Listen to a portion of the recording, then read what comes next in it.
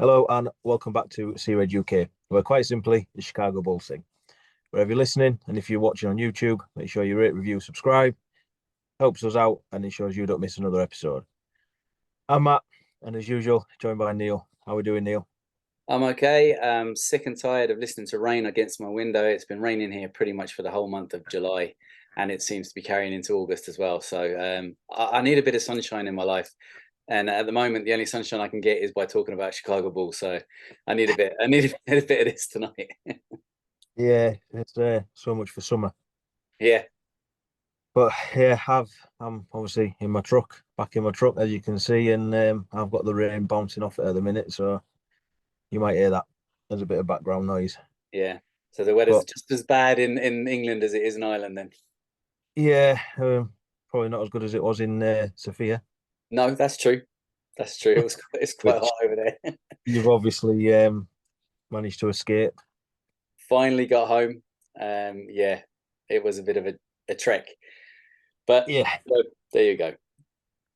yeah, and obviously, as we said on last week, that's part of the reason why we're not behind on the news, but we're behind on talking about it, is because our schedules and that just sometimes don't match, do they? But No. and we're gonna sort of catch up from last week's episode to what's been said in the last couple of days, really, and I'm gonna start with your guy, Patrick Williams. Yes. Was it Thursday, Friday sort of time on it? I think it started really. Well, I think he was actually trending on Twitter. There was that much talk about him, and obviously I put a piece on seareduk.com. Yeah. It wasn't entitled "Is P Will a Bust?" Well, I think it kind of was, but obviously the way I promoted it was asking that question. Hmm. It seemed to get quite a lot of response, but it was also linked with the rest of Bulls Nation for some reason asking the same question. Right. Um, and my thinking of it come from a video that I put out where he was doing a pro run, um, or an open run, whatever you want to call it, and he looked good in it. His shot was looking good. He was shooting off the dribble. He was looking confident. He was looking leaner as well.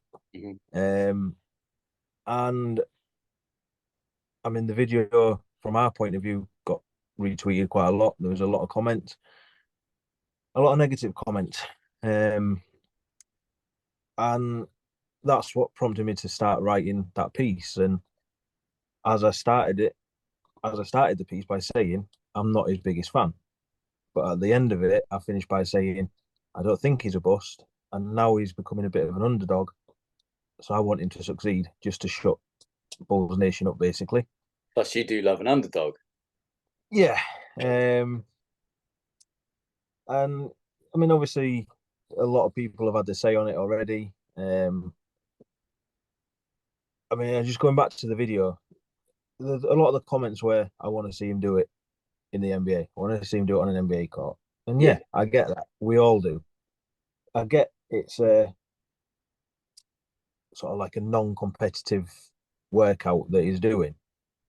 The defense on it's probably not going to be anywhere near what he's going to experience in the NBA. I mean, at one point, I think he was shooting over Evan Mobley. So, you know, it's as competitive as it gets, I guess, in the off season. Um, but people were starting to say that he's a bust on it as well. And I mean, certain content creators have started calling people out for getting overexcited by these videos. And look, I'll share any video I find of Bulls players working out. Right. It doesn't mean I'm getting excited by it, but it's like you just said, 1st of August. There's not going on. No. Hence why we're talking about this now. So if I see a video of, I mean, like the latest one this morning, there's Kobe White and P. Will working out with KD, uh, Jalen Green, Christian Wood, Kyle Kuzma, all that. I'm going to share it because it's two Bulls players working out. Hmm. I'm not saying that because they've gone up against KD, that's it. We're going to win the league or whatever. Do you know what I mean? Because I'm not that stupid. It's just literally Bulls content Yeah. We're classed as content creators. I'm sharing content. That's it. Um, so when you see these other bigger content creators calling other accounts out on Twitter, especially for saying they're getting excited, and you know, I think one comment was, "It's up to you if you want to get excited by it, but I'm going to take the piss out of you for it." Why? Do you know what I mean? But anyway, that's enough of that little rant. Back to P. Will. I'll let you. I'll let you go because I know he's your guy, and Yeah. And like that, like, I mean, we're not naive. We're not stupid. We know that these are off-season workouts. These are, only semi-competitive workouts. But at the same time, I rather see the players that we've got a bit of an interest in actually doing something during the off season rather than just having to guess whether or not they've been doing something in the off season. Like, I mean, we can see the guys that are putting in the time and putting in the effort. I'm sure the other guys that we're not seeing so much are still putting in the time and putting in the effort, but some of it gets released and some of it doesn't. yeah, So what I'm going to do is, and what I'm always going to do with these videos is I'm going to take from it what I can and ignore the rest. Like, I mean, just because he hits a shot over, like Patrick Williams hits a shot over Evan Mobley, or maybe manages to cross over Durant, or Kobe manages to get past KD, you know, that is just a little snippet of something in a vacuum, that can be made to look really good. Like you said on the last pod, any kind of highlight plays can make any player look fantastic. I mean, that's what they're there for. They're highlights. They're not mm, lowlights. You're not going to see the bad plays. You're only going to see the good stuff, right? yeah, So that aside, right, picking that up and putting that down, what I look for is the fundamentals out of this video. So, like you say, how does the player look? Are their handles looking tighter? Is the shot release in Pat's case in particular looking smoother and quicker? And it is. You even mentioned he's looking a bit leaner. Kobe's handles are looking good. Do you know, that's the fundamental aspect of the way that they are playing, is what you can take out of it and kind of think, okay, now let's see that get applied moving forward, going into the season or the preseason first and then into the regular season. And mm, that's what I tend to look for. What can you pull out of it that is actually tangible, as opposed to the stuff that's just, airy fairy stuff. So taking that out of it, I thought Pat looked like his release was smoother. He was releasing the ball at the peak of his jump, and it looked like it was a bit quicker. Now, I'm always going to love the trajectory of his shot. I think it's an absolutely beautiful shot when he gets it off. What we need to see moving forward is that if he's building up his confidence in his shot during the off season, that he's not so reluctant to let it go and let it fly when it comes to actually playing with the balls. That's what I need to see the transfer over, and we won't see that until the preseason and maybe even into the regular season. As far as Kobe just looks like Kobe's doing what he did last year. He's working on his handles and he's improving himself, and that's good to see. We know he applied it last season. Let's hope he can take it forward. But like I say, looking at this thing as a whole picture, you've got to be realistic about it. Enjoy it for what it is. Don't get carried away, and just take out of it what you need to take out of it. yeah. And I mean, there's some of the other comments where we see this every off season. We saw this last off season, blah blah blah.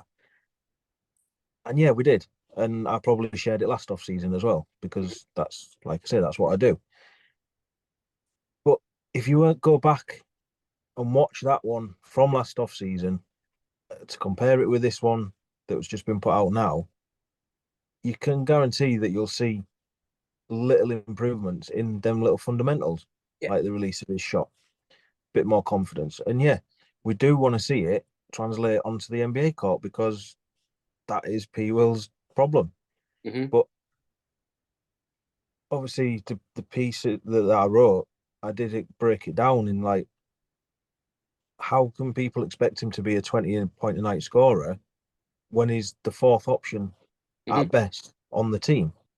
When you've got three other guys that you want him to put up 20 points in front of him, you're not going to have four guys on a team putting up 20 points. So the point of my piece is I guess the reason why I'm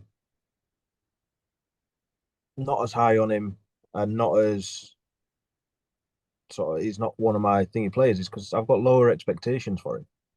Like the big comparison we've always got with him is Kawhi Leonard. Hmm. He's not going to be Kawhi Leonard. No.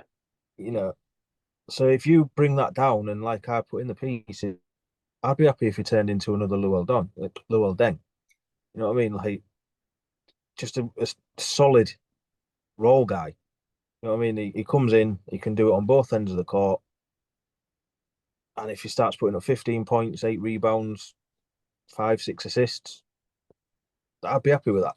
Yeah. I mean, obviously, a big thing for him this year is he's eligible for his contract extension. Yeah. So he's going to want to, well, he's got to improve his mentality. And Yeah. he's put out an Instagram post saying that he's working on that. Whether he is or not, who knows? Um, but like we had when we had Tim Sinclair on, and he said, P. Will could walk into a room and you wouldn't know he's there. That's not normal for an NBA player, is it? No. Because they're all egotistical, they're loud, the big. Do you know what I mean? So for Tim Sinclair to say that shows you what his P. Will's personality actually is to me.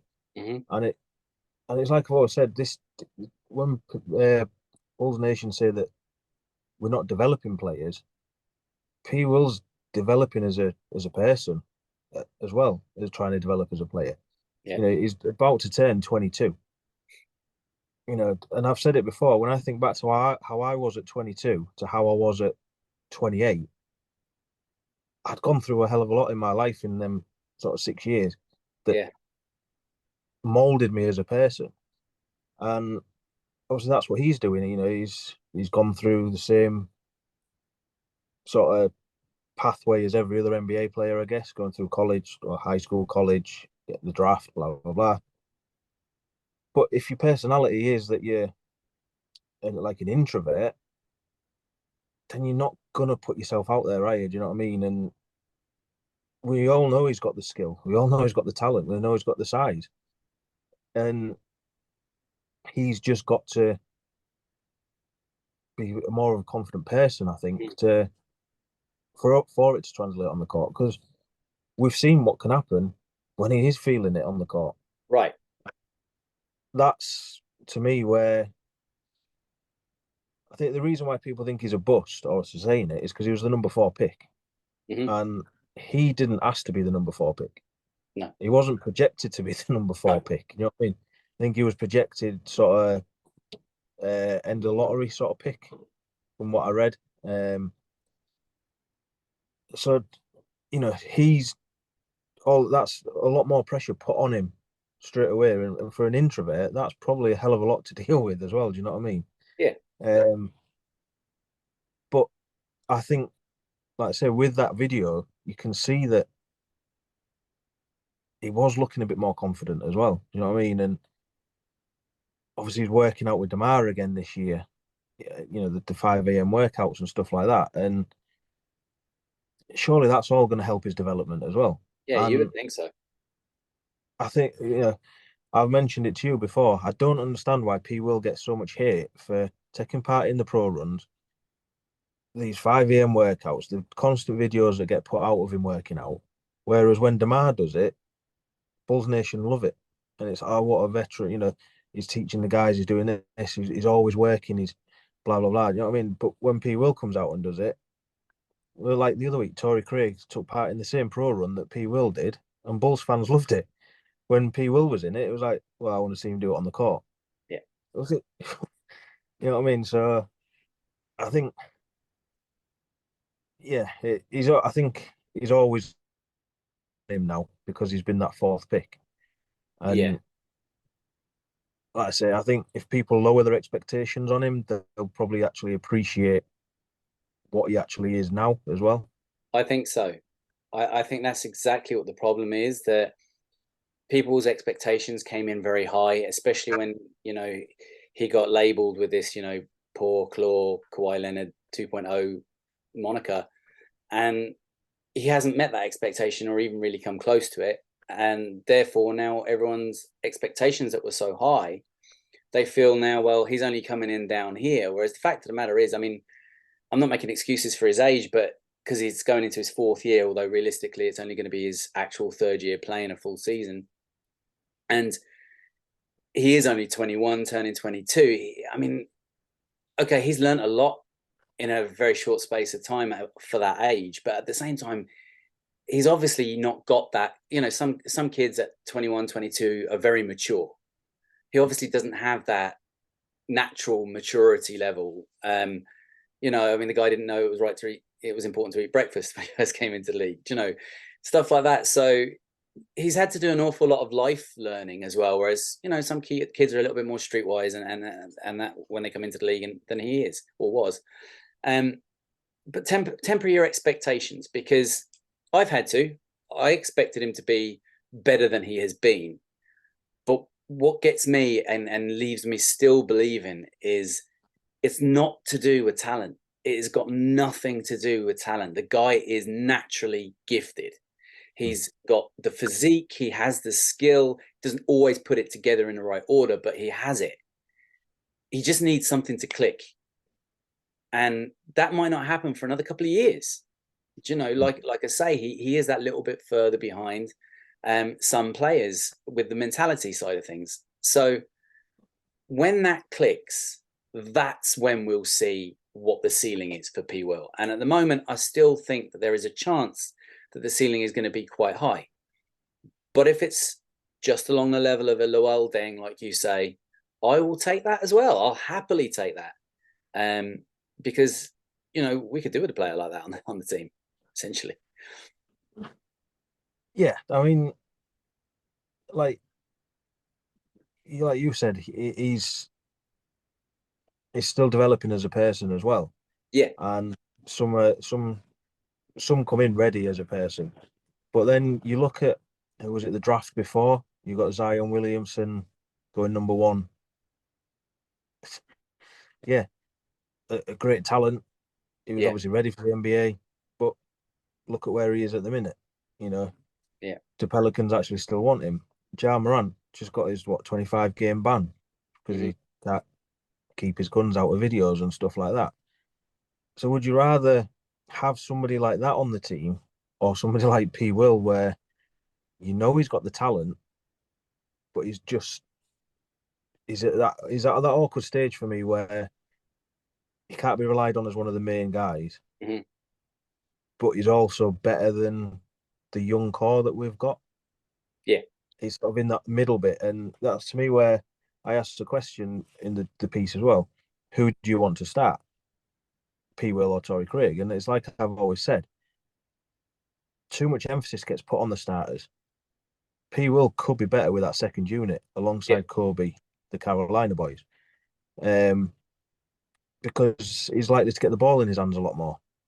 Right. And so to me, it wouldn't be a knock on P. Will to see him to come off the bench. No, it could be beneficial. He may very well start off the bench and then work his way into the starting lineup. Then after that, sorry to cut across you. Yeah, but and like I say, if he's out there with Vooch, Demar, Zach, he's not going to get the ball in his hands. So how can he develop? How can he be that 15 to 20 point a night scorer that everyone wants him to be? How can he, like we said last year, if he's guarding the best player on the opposition, that's taking a hell of a lot out of him as it is. Yeah. So I'd be happy if he, like we said last year, if he slows down Giannis, he slows down KD and puts up 8 to 10 points, I'd be happy with it on the night. Do you know what I mean? Because he's done it at the other end. And that's obviously doesn't please your box score watchers but so yeah. So like I said, in summary, for me, he's not a bust. He's just, you've just got to temper your expectations with him. Yeah. I know he's your guy, so have you got anything else on him? No, I'm just waiting for that moment where it just all clicks. I'm hoping it's going to happen this season. You just need the game to slow down for him. That's what tends to happen with a lot of players. And once the game slows down, you see their game really develop. And that's what I'm hoping for. I'm kind of, rightfully or wrongfully, I'm still looking at this season as being his real proper third season. So I'm expecting the third season leap. I know it is essentially his fourth season, but he didn't really get his second season as a proper season. So, yeah, I'm kind of ask me again this question next off season, and I'll see where I'm at. But at the moment, I'm giving him at least one more year. Yeah, and I think obviously moving forward, we are going to do our expectations for next season when we know the complete roster and stuff like that. Obviously, we'll put our expectations for P. Will there, and Yeah. that's how we'll judge him next off season. Is did he meet our expectations? And if he does, great. Do you know what I mean? So, yeah. Obviously, the next bit of news that come out is somebody we just mentioned, Demar DeRozan. According to was it Bleacher Report? I can't remember the name. Was it Grant Hughes or something? The guy who wrote it, something random like that. I never heard of him. I remember who it was. Has put a list of the top 5 overrated players in the NBA. Yeah. And coming in at number 5 was Demar DeRozan, who was a day later put out a tweet, title of this episode, and I remember having these conversations last year as well, because obviously he seems to get it every year, especially off Bleacher Report. Now I think the guy who wrote it just clearly doesn't like them players, because apart from Dylan Brooks, the other 3 players to me wouldn't be in the top 5 either. I mean, this what he actually wrote about DeMar, he contradicts himself as well. You know, saying that 11 of his first 12 years, the teams were better without him, but since he's been at Bulls, Bulls have been better with him. Well, does that not say that how good a player he is? You know, and highlight the fact that he's obviously an ISO player, he's just a scorer, all this sort of stuff, and it doesn't convert to winning basketball and stuff like that. And it's like, I always think people like him are Lakers fans, because I guarantee if DeMar had got that move to LA, whether it was to Lakers or whether it's to Clippers, whichever it was, DeMar wouldn't be coming up in all of these reports. And I think it's because they don't watch Bulls enough. You know, fair enough if Bulls aren't a team that they watch because they're on the West Coast or whatever it happens to be. But the fact that he put in there the friction between him and Zach as well, and it's like, you know, the whole write up was just crap. You know what I mean? It was just didn't make any sense, you know. And I think a lot of it is just clickbait to get people like us talking, obviously the more podcast talking and stuff like that. But to me, he's just made himself look stupid. I mean, he must know basketball to get into that position as well. Do you know what I mean? So yeah, the fact that the next player on the list was Kawhi Leonard, who obviously replaced DeMar in Toronto and then won the title. You know, so is he trying to say that Kawhi Leonard's more overrated than DeMar? Yet he's got his rings and All Stars and Finals MVP and all that sort of stuff. You know? So the whole article just didn't make any sense to me. Yeah. And yeah, I'll let you say what you need to say. Yeah, you can see me kind of itching to say something. It was Grant Hughes. I just looked it up there. That was the name of the shall I say gentleman that wrote this report.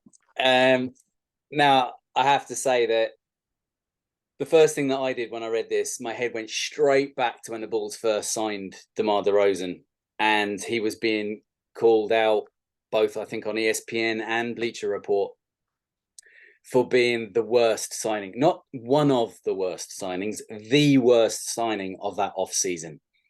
So how do you go from saying that he was the worst signing of the offseason to then saying he's overrated? I mean, surely that makes him underrated if he does anything anyway decent. Yeah. It doesn't make sense. You've got the yin and the yang there, as opposed to, you know, building up your argument. It just doesn't make any sense. The guy is the number one, if not the 1A and 1B option between himself and Zach LaVine on the team. There are numerous games that we would not have won over the course of his tenure with the Bulls had he not been on the floor, had he not hit game-winning shots.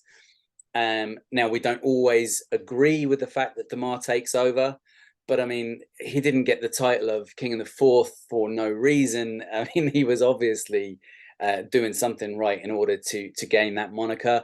And the big thing for me, and this is the bit that really gets my goat, is in his first season with the Bulls, off the back of all this, criticism and critique about his being drafted, acquired by the Bulls, should I say? He went out and he had a career season. A career season. I mean, Record break. what was that in his 11th year in the NBA? And he had a career season. So, I mean, I don't understand how that could be classed as being overrated based on that. But then when you break that down even further and you realize that he is breaking records that have held for decades by the likes of Wilt Chamberlain. I mean, come on now, let's be real, and let's be like, okay, it's given us something to talk about. Thank you very much for that, Mr. Hughes. But apart from that, all I can say is bullshit. And even when you look at the other players that are on that list, like you say, Kawhi Leonard. I mean, who else has he got on there? Kawhi Leonard. Here we go. Then you've got Jonas Valanciunas. You've got Dylan Brooks. Yeah, okay, fair enough. You've got Domantas Sabonis at number 1. I mean, come on. The guy literally brought the Kings into their first playoff season. Yeah. Do you know? Anyway, I don't put too much stock in it at all. It got my back up a little bit, as you can tell. And it's just like you say, it's clickbait. It's just clickbait. But it gave us something. Yeah. I mean, obviously, we'll flip it onto Demar because that's what it was about. Yeah. We have both said if somebody was to be traded, it'd be Demar. Yeah. And that we both said at the time, that's not a knock on Demar. We absolutely love what Demar has done since he's been above. That first year was just, you think to yourself in 5 to 10 years' time, where's he going to rank in the greatest Bulls? Mm-hmm. And he's going to be in talk because of this first year where he was breaking Michael Jordan records. You know what I mean? Yeah. Anybody who does that, especially in a Bulls uniform, they're going to be held in high regard. Yeah. Moving forward. Yeah, it's frustrating watching him at times when he takes over. But we've also seen the other side of him where when he facilitates and he lets Zach take over, that's the best version of Demar as well. Yeah. And he can still put up 25 points, but allow Zach to put up 40 points. Yeah. It's then when you need the rest of the team to do what they need to do. And unfortunately, that's what we've not been getting. Mm-hmm. And obviously with Demar last year, he was carrying that, was it his hip injury or whatever it was? So he was in discomfort. But again, going back to the workout videos, as I put a tweet out the other day, name a player who works harder in the NBA. Yeah, you'd be hard pressed. I mean, I've even seen one of Johnny Dribble Too Much, like a quick story this morning. He'd been working out with CP3 early, and then he put next up Demar DeRozan. You know what I mean? So he's in the gym pretty much every day working, and he's going into year 14, and he's still working like that. Do you know what I mean? He's encouraging the younger players to try and do it as well, and he's obviously got pissed off on, was it the Paul George podcast where he said, these players coming in now, they don't actually care about being a basketball player or whatever it was. Yeah. They're not prepared to put the work in because they already think they've made it. And that's what he's trying to encourage P. Will and Dale and Terry. And I'm assuming moving forward, it's going to be Julian Phillips as well. Mm-hmm. That you've got to keep working. As a 14-year veteran of the league, he's still out there working. You know what I mean? He's got that. Obviously, he's trying to emulate Kobe, isn't he? Who we know he absolutely idolized. Mm-hmm. And anybody with that sort of mentality, to me, you can't call him overrated. All right, yeah, he hasn't got a ring, but how many players in the NBA don't get rings? Mm, yet are still regarded as some of the best. absolutely. Um, and like I say, we did say out of the big three, it would for us it'd be Demar to get traded. That was just purely because he was the most valuable asset, really, wasn't he?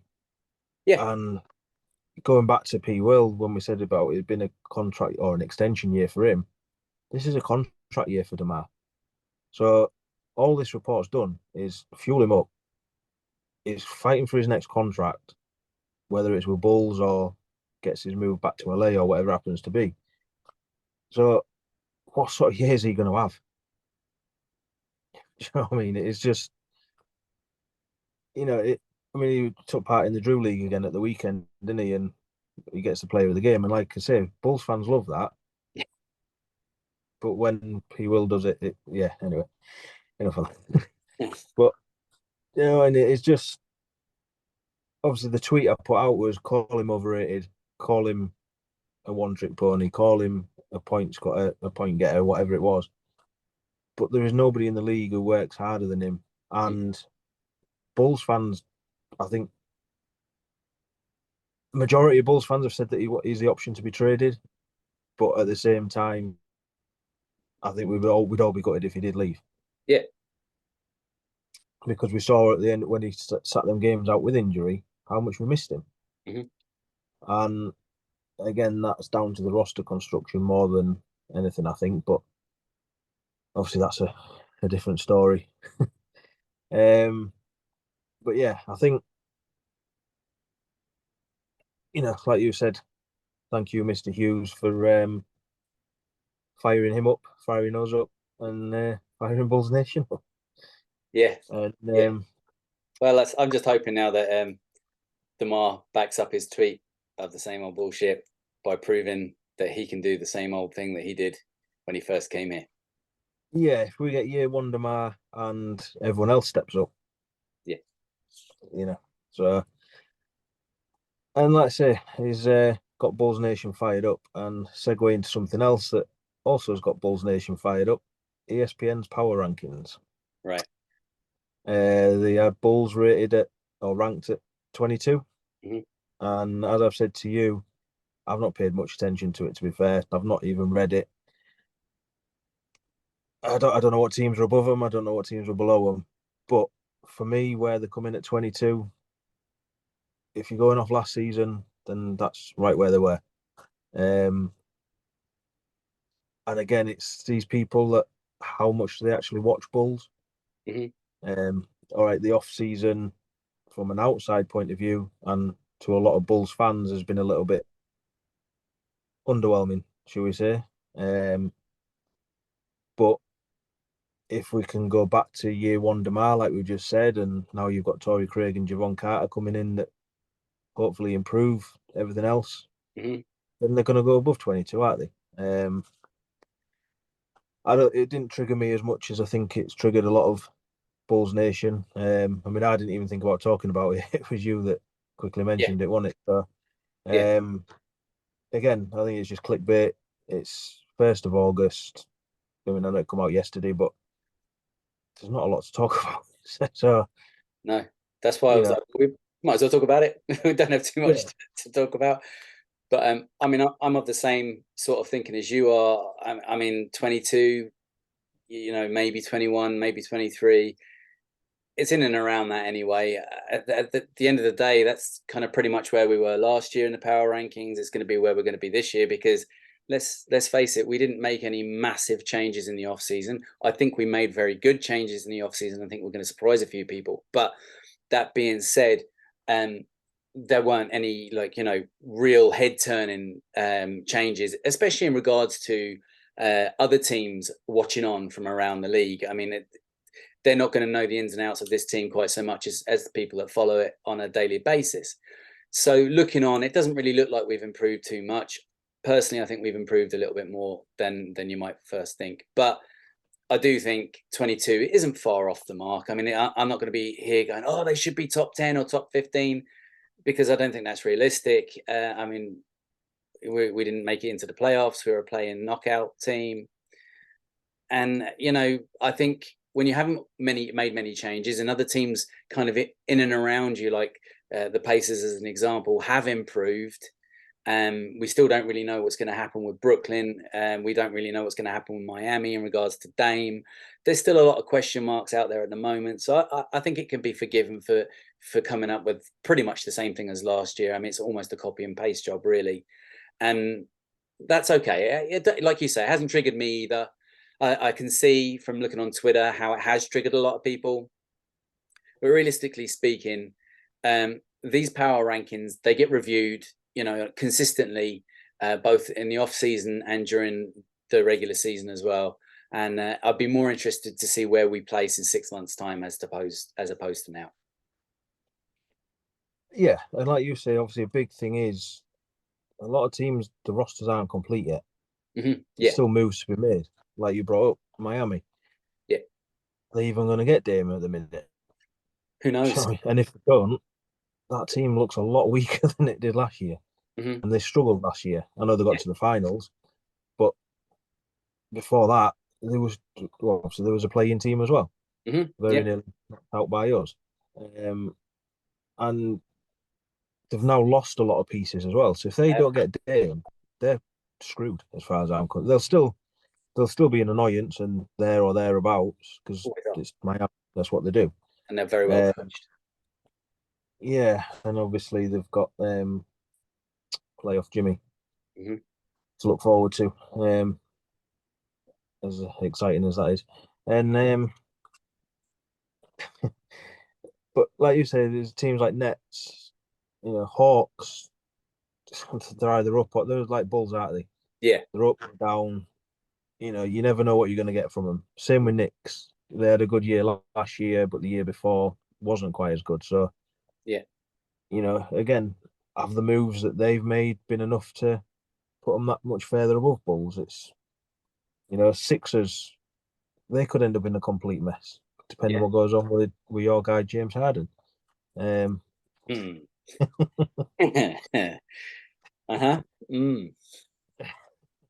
So, like I say, to me, it's clickbait again. And when we come to do our expectations for Bulls, hopefully by that point we'll know what everyone else has done, and I think you can compare the rosters then, and how the rosters look. What were 1st of August to what they look like 1st of October. You just don't know, do you? Unless obviously Adam Silver stops the Dame trade, as he has warned everybody now, hasn't he? So yeah, but yeah, that's pretty much all the talking points, isn't it? Really, from the last few days. Like I say, we are not behind; we're just catching up. Here at Seared UK, we have our ongoing partnership with Victory Sports UK. Victory Sports UK is a UK-based sports apparel and equipment store where you can get your NBA and other sporting goods.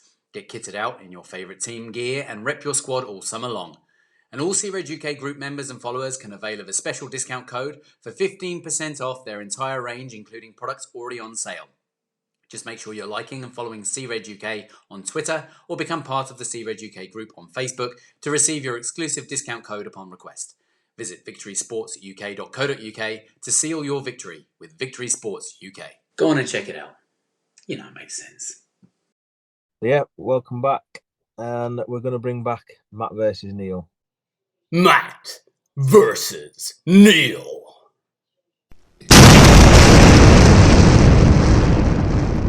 Game 4. Currently 2-1 to me in the series. Trying not to make it go 7 because we're struggling to come up with draft ideas at the minute. So we've kind of come up with this one, not last minute, but kind of throwing it together, aren't we, really? Yeah. And it's going to be a 90s Bulls players. Right. So it's any player who played for the Bulls in the 90s. Positions can be interchangeable if they could play 2 positions. If they're listed as a point guard, they've got to play point guard. But if they're listed as a guard, 1 over 2. Mm-hmm. No Michael Jordan. Nope.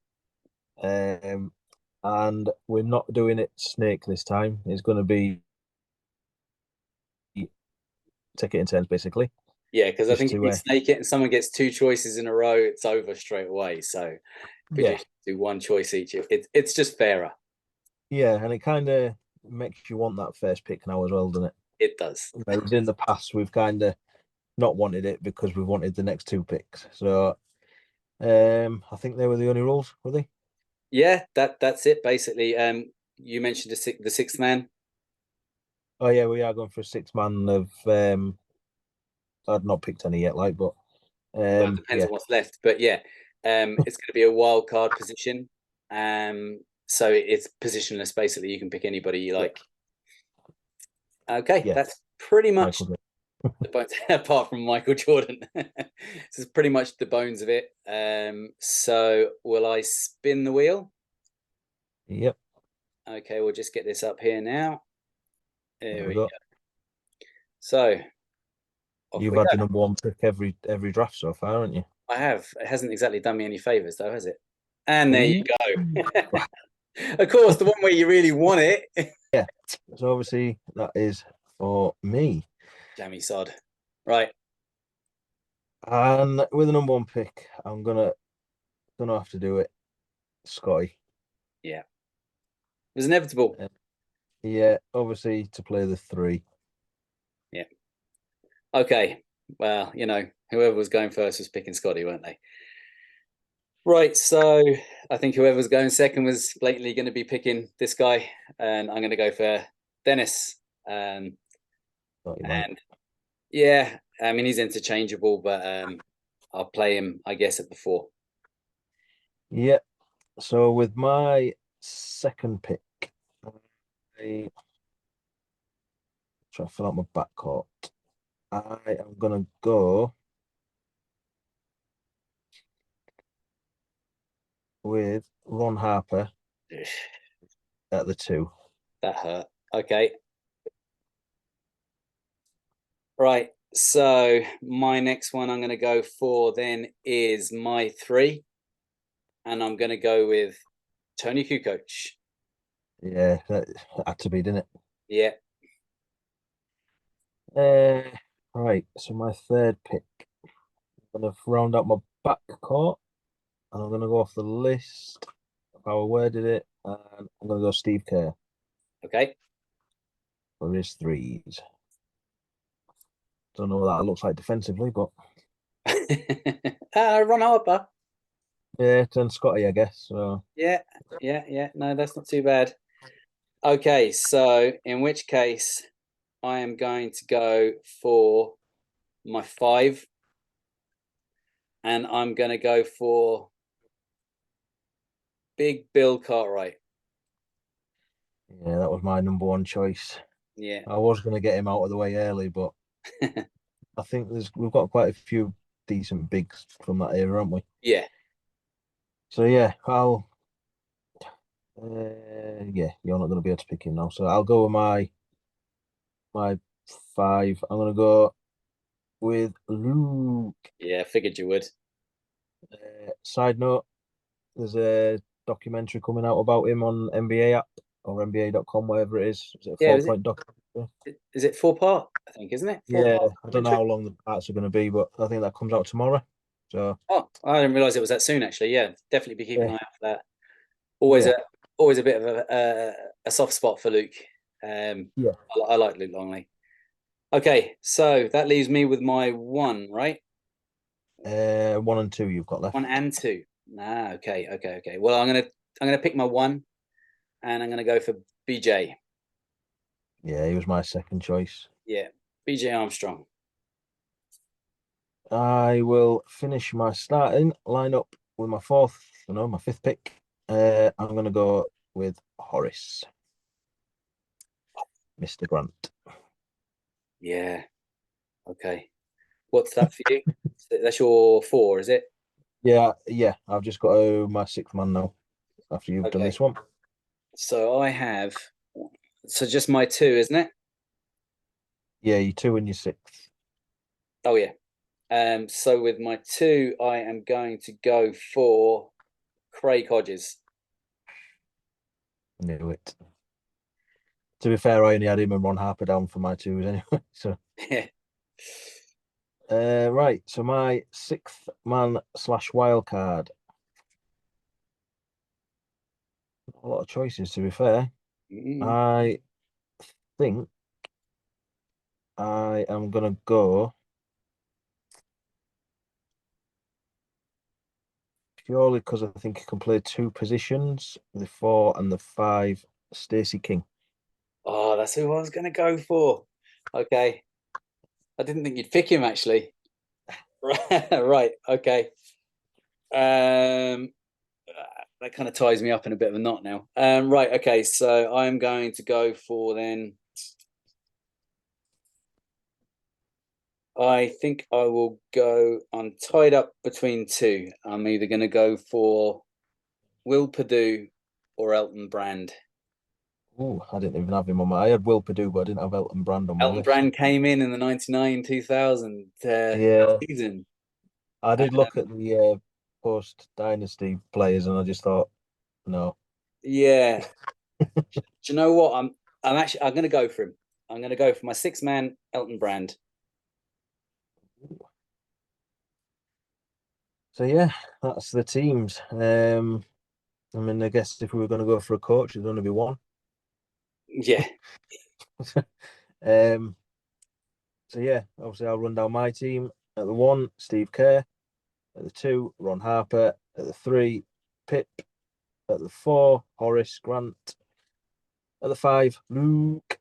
And coming off the bench, Mr. Stacey King. Right. Okay. So mine are the 1, BJ Armstrong. At the 2, Craig Hodges. So I've got some sharpshooters there on the outside. My number 3 is Tony Kukoc. My number 4 is Dennis Rodman. My number 5 is Big Bill Cartwright. And then my number 6 is Elton Brand.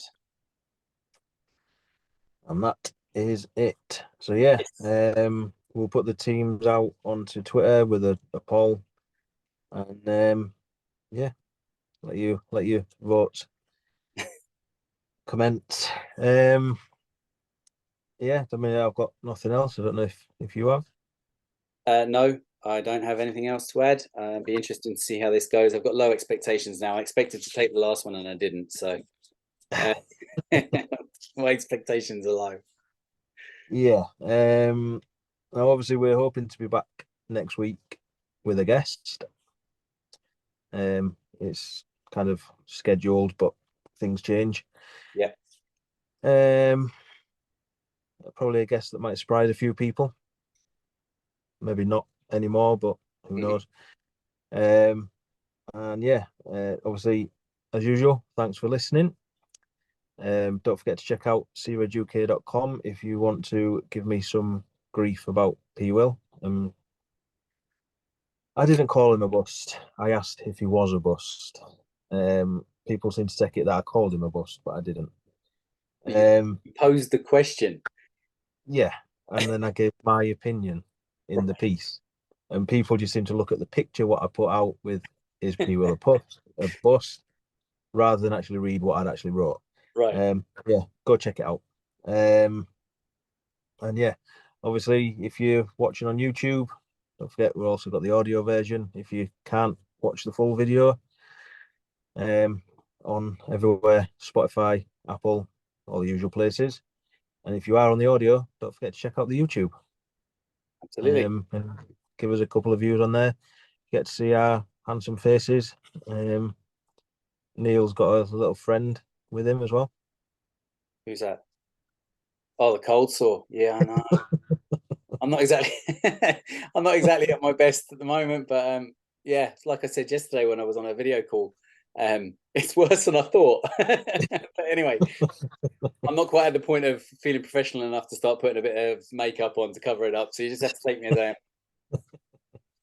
Speaking of taking me as I am, you can find me on Twitter at Neill UK. Thanks once again to everyone for tuning in. Whether you're watching or listening, please subscribe and review, as Matt said. From Matt and myself, remember it's the Chicago Bulls thing wherever you are in the world. And until next time, see red, people. It's time for the percolator.